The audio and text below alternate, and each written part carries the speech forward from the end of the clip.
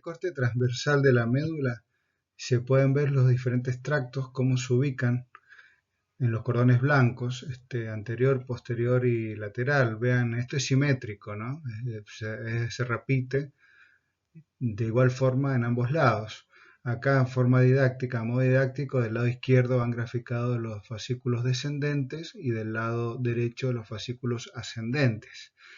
En el descendente vemos los corticoespinales, vemos que existe un corticoespinal anterior, un corticoespinal lateral y otros como son los vestíbulo espinal, rubro espinal, tectoespinal, olivoespinal.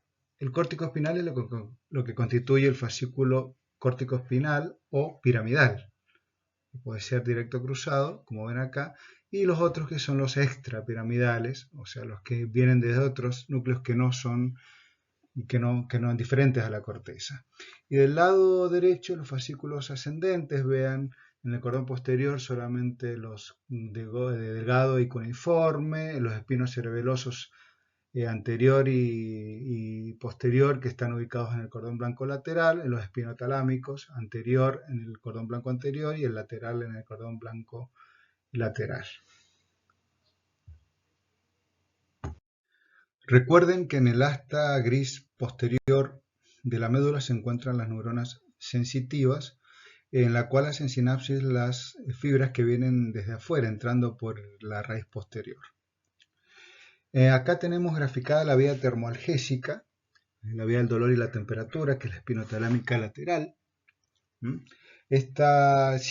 Toda vía ascendente tiene su primera neurona en el ganglio de la raíz posterior, donde hay neuronas de tipo pseudo-unipolar. Esto quiere decir que tienen una prolongación que luego se divide en dos, una prolongación periférica, que es la que contacta con los receptores, que pueden estar a nivel de piel, exterocepción, o a nivel de receptores internos, como son en músculos, articulaciones, tendones, etc., que es la propiocepción o interocepción.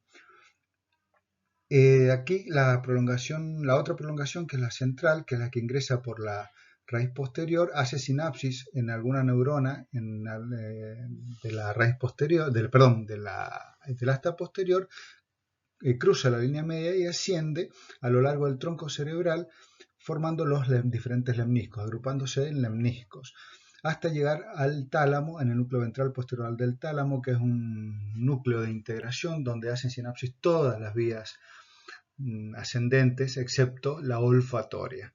Luego pasa por la cápsula interna, la corona radiante, hasta llegar al área 312 en la circunvolución parietal ascendente, que es el área sensitiva primaria.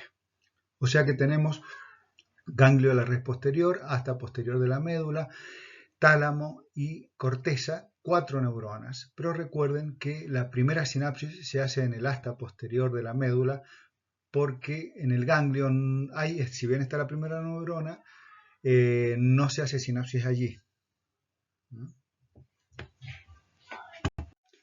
La vía del tacto y la presión sigue el mismo recorrido, exactamente el mismo recorrido, pero es la espinotalámica anterior, o sea, va por el cordón blanco anterior. Esta es la vía del tacto epicrítico, la propiocepción consciente y la vibración, el fascículo delgado y el fascículo cuneiforme, que ascienden por el cordón blanco posterior. La diferencia es que una vez que ingresan no cruzan la línea media, sino que ustedes ven que asciende por el mismo lado, ipsilateralmente, hasta los núcleos delgado y cuneiforme en el bulbo, donde hacen sinapsis, recién allí, cruzan la línea media y ascienden igual que los demás tractos hasta el tálamo, el núcleo ventral posterior lateral del tálamo, y sigue el mismo recorrido que habíamos dicho anteriormente. Vean cómo algunas fibras se desprenden, son las fibras arciformes, que forman el fascículo cúneo cerebeloso, o sea que el cerebelo también se está enterando, o se está informando de esta vía, de esta información. Esta es la vía de la propiocepción inconsciente, que viene de músculos, articulaciones y tendones y va al cerebelo. Ustedes ven que no llega hasta la corteza cerebral, sino que se queda en el cerebelo. El cerebelo está recibiendo información de los músculos, articulaciones, de la posición en que están cada uno de nuestros músculos y por ende cada una de nuestras regiones o partes del cuerpo. Tenemos el tracto espinocerebeloso posterior, directo, ustedes ven que no se cruza y que entra por el pedúnculo cerebeloso inferior al hemisferio cerebeloso del mismo lado. El anterior, algunas fibras se cruzan y otras no.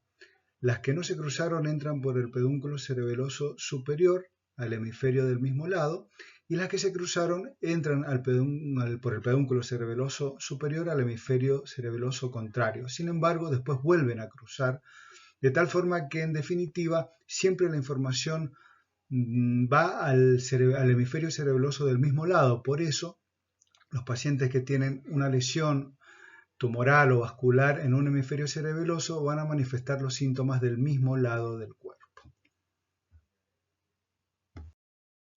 En el asta anterior de la médula se encuentran las motoneuronas alfa y las motoneuronas gamma.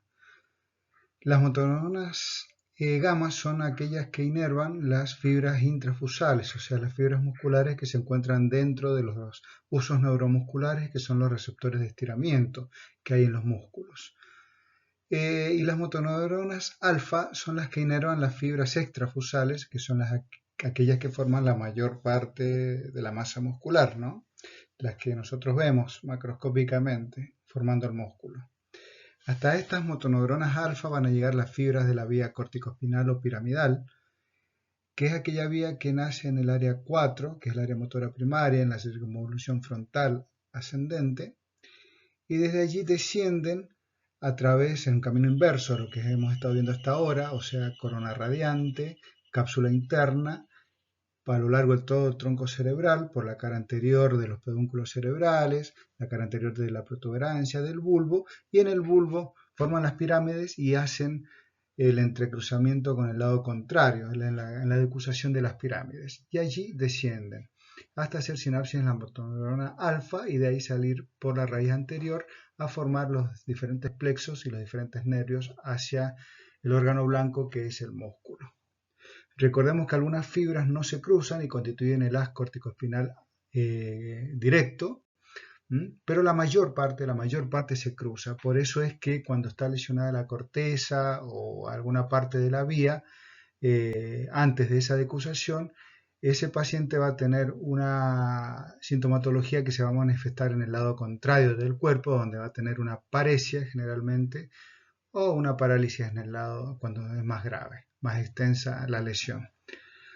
Recordemos que la corteza solamente realiza el movimiento, no lo diseña, sino que simplemente hace lo que otras estructuras como son la corteza premotora o el cerebelo o los ganglios basales le dicen cómo tiene que ser el movimiento que ella tiene que realizar en cuanto a características como la dirección, la precisión y la fuerza.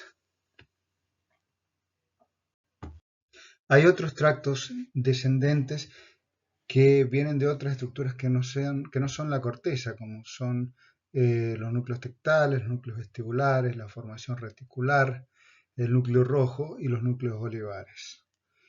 Es importante destacar la formación reticular. Recordemos que era un grupo de neuronas de forma difusa localizadas a lo largo del tronco cerebral y que una de sus funciones principales es el mantenimiento del estado de vigilia a través de un envío de estímulos permanentes a toda la corteza para mantener el estado de conciencia. Cuando esta formación reticular se lesiona, el paciente puede dormirse, ¿no es cierto?, y no reaccionar a estímulos y entrar en un estado de coma. Por otro lado, el paciente puede estar despierto porque la formación reticular puede estar indemne y mandando esos estímulos a la corteza, pero la corteza no reacciona. El paciente puede estar despierto, pero no reconocer nada ni estar orientado, simplemente estar despierto, pero no responder a estímulos, no entender, no interpretar los estímulos. En la corteza cerebral está representado nuestro cuerpo, las diferentes regiones de nuestro cuerpo, tanto en la corteza motora primaria como en la corteza sensitiva, a través de este homúnculo, donde vemos que tiene una cara, luego de abajo hacia arriba sigue la mano con un importante pulgar y entre estos dos elementos, entre estas dos regiones, ocupan la parte inferior y media, casi toda la circunvolución. Luego viene el miembro superior, tronco y miembro inferior en la parte media de la circunvolución. Esto tiene que ver con el tipo de movimiento, los movimientos precisos. Ustedes ven que la cara y la mano, si bien tienen poca masa muscular, tienen que desarrollar, aprender importantes movimientos precisos, difíciles. Y en cambio lo que es el tronco y miembro inferior, a pesar de tener una importante masa muscular, no tiene que desarrollar movimientos precisos. Entonces, la representación de la corteza, en la corteza de nuestro cuerpo tiene que ver con eso, con la precisión del movimiento y no con la fuerza.